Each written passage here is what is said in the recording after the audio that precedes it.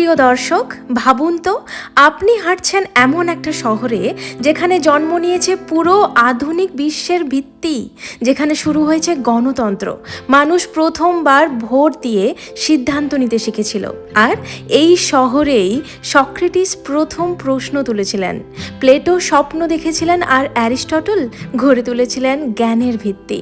আর এখানেই দাঁড়িয়ে আছে 2000 বছরের পুরনো অ্যাক্রোপলিস, যেটা আজও ইতিহাসের সাক্ষী। আজ আমরা আছি সেই ঐতিহাসিক শহর এথেন্সে, গ্রিসের রাজধানী, যেখানে শুরু হয়েছে ওয়েস্টার্ন সিভিলাইজেশন।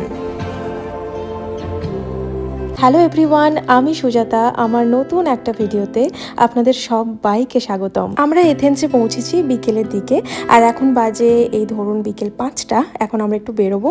তার আগে একটু এই হোটেলে যে একটা রুম বুক করেছি সেটার একটু ট্যুর দিয়ে দিই। আর যদিও বা রুমটা খুব বড় নয়, ছোট্ট, কারণ আমরা এরকম দেখেই একটা বুক করেছি, কারণ জাস্ট 1 নাইট স্টে করবো। এটা যেটা দেখালাম সেটা ওয়াশরুম, আর এখানে একটা কাবার্ড রয়েছে যেখানে ব্যাগ, ড্রেস সব কিছু রাখা যায়। যদিও বা আমরা কিছুই বের করব না। আমরা এখন রেডিও হয়ে গেছি এথেন্স শহরটা ঘোরার জন্য। আর দেখুন, একটা মিনি ফ্রিজ রয়েছে, এখানে চাইলে কিছু রাখা যায়। আর একটা টিভিও রয়েছে, একটা সুন্দর ছোট্ট মিরর রয়েছে। আর হ্যাঁ, আরও একটা মিরর রয়েছে, একটা বড় মিরর রয়েছে। আর দেখুন, এটা একটা বেড, আর বেডের সাইডেই দুটো টেবিল রয়েছে। আর দেখুন, এই যে মিররটা, এটা খুবই বড়, এটার কথাই বলছিলাম। তো চলুন, এই ছোট্ট রুম ট্যুরটা হয়ে গেল। আর এখন আমরা বেরোই, কারণ হাতে বেশি সময় নেই। আমরা এই বিকেলটা ঘুরে দেখবো, আর একটু রাতেও ঘুরে দেখবো এথেন্স শহরটা। আমি তো খুবই এক্সাইটেড, কারণ এরকম একটা ঐতিহাসিক শহর যে দেখতে পাচ্ছি, এবং এই শহরের মাটিতে যে আমরা হেঁটে বেড়াচ্ছি, সেটাই বা কম কিসের। আর দেখুন, আমরা তো হাঁটছিলাম, কিন্তু হঠাৎই দেখলাম যে বেরোতেই হালকা বৃষ্টি পড়ছে। যদিও বা খুব বেশি নয়, কিন্তু ছাতা ছাড়া চলবে না। আমরা সব সময় ট্রাভেল করলে একটা ছাতার সাথেই রাখি, কারণ কখন যে দরকার পড়ে বলা যায় না। হাঁটতে হাঁটতে হঠাৎ চোখে পড়লো একটা অদ্ভুত গাছ। দেখে কি বুঝতে পারছেন এটা কি? আমি তো প্রথমে কিছুই বুঝতে পারিনি। ভালো করে দেখলে বোঝা যায় যে এটা আসলে পাখিদের বাসা। আর পাখিগুলো হলো টিয়া পাখি। অনেকগুলো টিয়া পাখি একসাথে এখানে থাকে, দেখে সত্যি আমার অবাক লাগলো।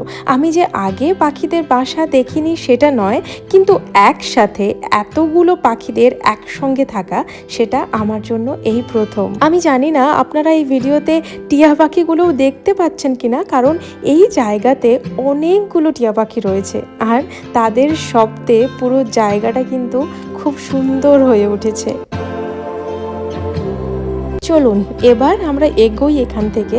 এরপর দেখি যে আমাদের জন্য কি ওয়েট করে আছে।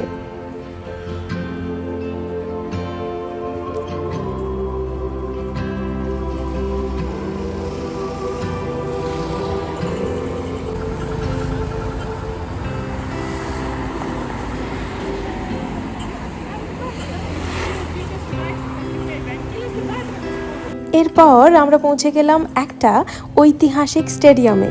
এটাই সেই বিখ্যাত পানাথেনিয়াক স্টেডিয়াম, যেখানে 1896 সালে আধুনিক অলিম্পিক গেমস প্রথমবার অনুষ্ঠিত হয়েছিল। পুরোটাই দেখুন একদম মার্বেল দিয়ে তৈরি। এই স্টেডিয়ামটি দেখতে সত্যিই অসাধারণ।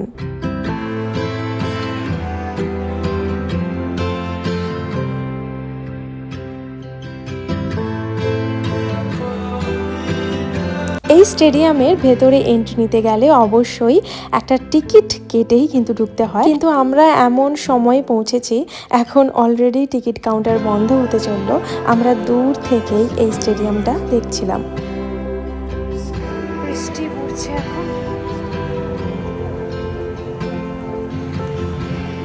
প্রিয় দর্শক, আমরা এথেন্স শহর তো ঘুরে দেখবই, এবং হাঁটতে হাঁটতে একটু এথেন্সের ইতিহাস নিয়েও কথা বলি। এই শহরটা শুধু যে একটা রাজধানী সেটা নয়, এটা আসলে পুরো আধুনিক বিশ্বের ভিত্তি তৈরি করেছে। এখানেই প্রথম জন্ম নিয়েছিল গণতন্ত্র বা ডেমোক্রেসি, যেখানে সাধারণ মানুষ নিজের মতামত দিয়ে রাষ্ট্র চালানোর অধিকার পেয়েছিল। এবং এই রাস্তায় হাঁটতেন মহান দার্শনিক সক্রেটিস। ভাবতে ভাবতে পারছেন? এবং এখানেই শিক্ষা দিয়েছেন প্লেটো আর অ্যারিস্টটল, যাদের চিন্তাধারা আজও আমাদের শিক্ষা, বিজ্ঞান এবং সমাজকে প্রভাবিত করে। হাজার হাজার বছরের পুরনো এই শহর শুধু ইতিহাস নয়, এটা এমন একটা জায়গা যেখান থেকে শুরু হয়েছে মানুষের চিন্তা, যুক্তি আর সভ্যতার নতুন অধ্যায়। অনেক কচ্ছপ আছে, দেখো অনেকদিন পর দেখলাম না কচ্ছপ। মিলন কোথায়? হ্যাঁ, এই তো আমাকে দেখছে কচ্ছপটা। সিরিয়াসলি মিলন, অনেকগুলো আছে, অনেকগুলো। এগুলো অনেক পাথরের ভেতরেও রয়েছে কচ্ছপ। হ্যাঁ, ওইখানে ছোট্ট বাচ্চাটা, খুব সুন্দর। এই জায়গাটা কিন্তু সুন্দর না? আমরা এখন এথেন্সে একটু শহরটা ঘুরে দেখছি। আর এই জায়গাটায় উইকেন্ডে অনেক জায়গায় মার্কেট বসে, লোকাল মার্কেট। তো এখানেও বসেছে, দেখলাম অনেক ধরনের দোকান রয়েছে।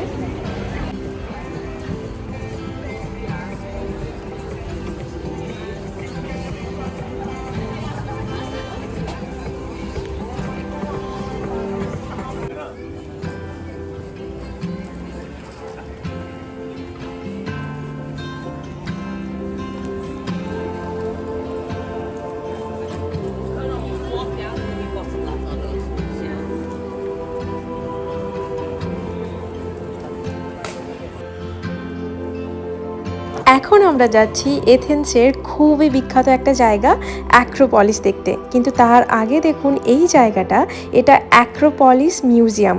এখানে অ্যাক্রোপলিস থেকে পাওয়া আসল যে প্রাচীন নিদর্শনগুলো সেগুলোই রাখা আছে, যেমন মূর্তি, অনেক ভাস্কর্য, পার্থেননের অংশ, এগুলো সব কিছু খুব সুন্দরভাবে প্রদর্শন করা হয়।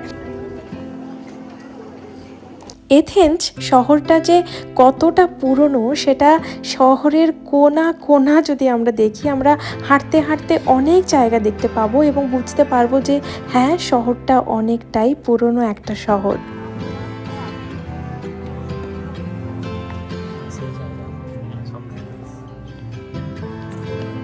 প্রিয় দর্শক, আমাদের খুব ইচ্ছে ছিল এথেন্সের সবচেয়ে বিখ্যাত জায়গা অ্যাক্রোপলিস ঘুরে দেখার, কিন্তু আমরা যখন পৌঁছলাম তখন প্রায় ক্লোজিং টাইম হয়ে গেছে, তাই আর ভিতরে ঢোকা হলো না। কিন্তু বাইরে থেকে দাঁড়িয়েই দেখছিলাম এই অসাধারণ জায়গাটা। এই অ্যাক্রোপলিস আসলে একটা প্রাচীন দুর্গ, যেটা তৈরি হয়েছিল প্রায় 2500 বছর আগে একটা পাহাড়ের ওপর। এটা ছিল প্রাচীন এথেন্সের ধর্মীয় এবং সাংস্কৃতিক কেন্দ্র। আর এখানেই রয়েছে বিখ্যাত পার্থেনন, যেটা তৈরি হয়েছিল খ্রিস্টপূর্ব 5ম শতকে এবং দেবী অ্যাথেনার সম্মানে, যিনি এথেন্সের রক্ষাকর্ত্রী বলে মনে করা হয়।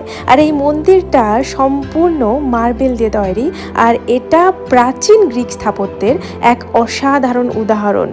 আজও এটা দাঁড়িয়ে আছে হাজার বছরের ইতিহাসের সাক্ষী হয়ে। সত্যি বলতে ভেতরে ঢুকতে না পারার একটু আফসোস তো থাকলোই, কিন্তু বাইরে দাঁড়িয়েই এই ইতিহাসকে চোখের সামনে দেখা, সেটাও এক অন্যরকম অনুভূতি। হয়তো আবার কোনোদিন আসবো, আর তখন ঠিক ভেতরে গিয়ে দেখবো এই ঐতিহাসিক অ্যাক্রোপলিস। এখন আমরা যাচ্ছি এথেন্সের এমন একটা জায়গায়, মানে এমন একটা পাহাড়ে যাচ্ছি যেখান থেকে খুব সুন্দর সূর্যাস্ত দেখা যায়। সেই জায়গাতে যাওয়ার পথে আমরা একটা সুন্দর পাথর বিছানো রাস্তা দেখতে পেলাম। পুরো রাস্তাটা স্টোন দিয়ে বানানো, একদম পুরনো ক্লাসিক একটা ভাই। সুন্দরভাবে দেখো, স্টোন দিয়ে বানানো।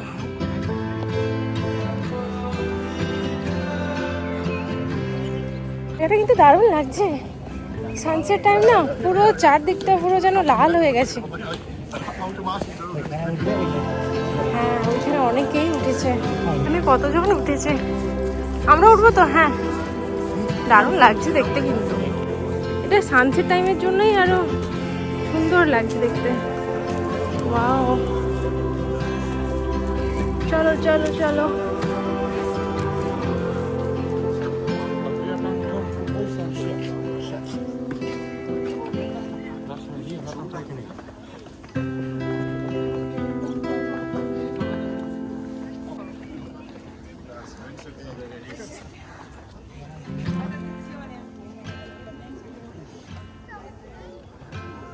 প্রিয় দর্শক, ওই যে দেখুন দূরে, এখান থেকে মানে এই হিল থেকে অ্যাক্রোপলিস আমরা দেখতে পাচ্ছি। আমরা ভেতরে এন্ট্রি না করতে পারলেও দূর থেকে অনেকটাই সুন্দর লাগছে দেখতে, এবং এতেই আমরা খুব খুশি। তারপর এই হিল থেকে আমরা পুরো এথেন্স শহরটা দেখতে পাচ্ছিলাম। হ্যাঁ, তার আগে বলি এই হিলটার নাম কি। এই জায়গাটার নাম লাইকাভেটাস হিল। এখান থেকে সূর্যাস্তের মুহূর্তটা সত্যি অসাধারণ। আমি বলছি, বাট আপনারা দেখেও অবশ্যই বুঝতে পারছেন যে কতটা সুন্দর লাগছে। শুধু সূর্যাস্ত নয়, এখান থেকে পুরো সিটি দেখতে পাচ্ছি। আর আমি এখানে কিছুক্ষণ দাঁড়িয়ে দেখছিলাম, আমার এত ভালো লাগছিল। সারাদিন সত্যি প্রচুর ট্রাভেল করে আমরা আজ জার্মানি থেকে গ্রিসের রাজধানী এথেন্সে পৌঁছতে আমাদের সকাল থেকে অনেক স্ট্রাগল করতে হয়েছে।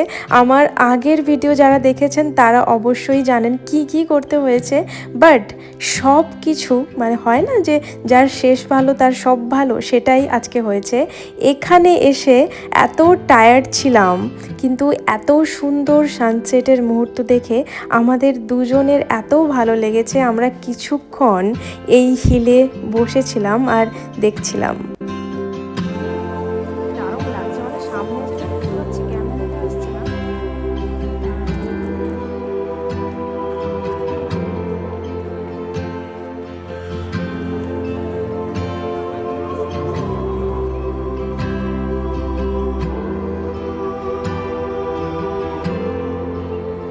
দেখুন রাতের অ্যাক্রোপলিসকে কতটা সুন্দর লাগে। এরপর আমরা হিল থেকে নেমে রাতের যে এথেন্স শহরের একটা সুন্দর ভাইব রয়েছে সেটাই আমরা ঘুরে দেখব।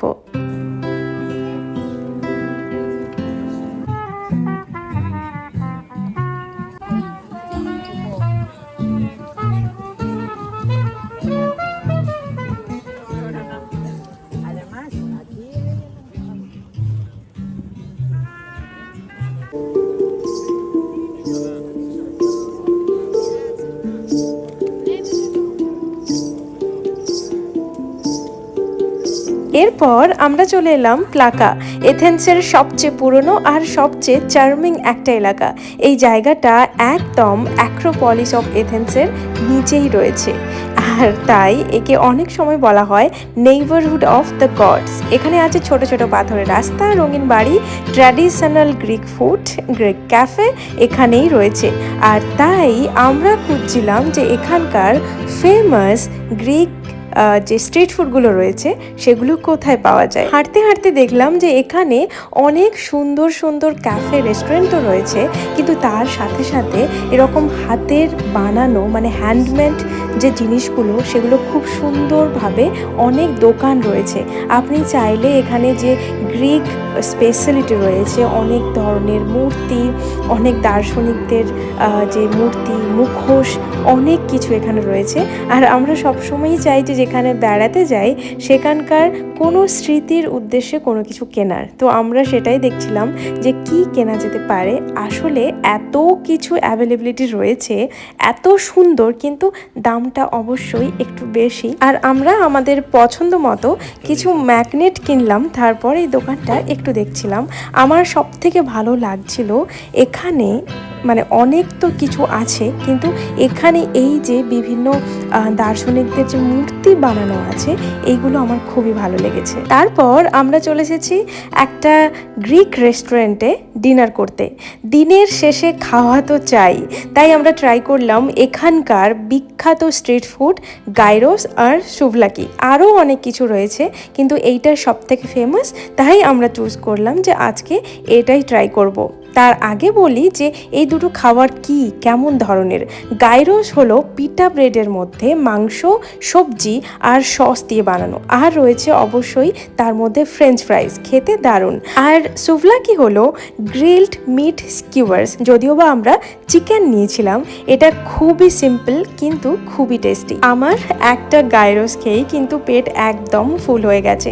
খাওয়ার পর একটু ঘুরছিলাম কাছাকাছি। তবে এথেন্স শহরে বেশি সময় কাটাতে না পারলেও কিন্তু আমাদের খুবই ভালো লেগেছে।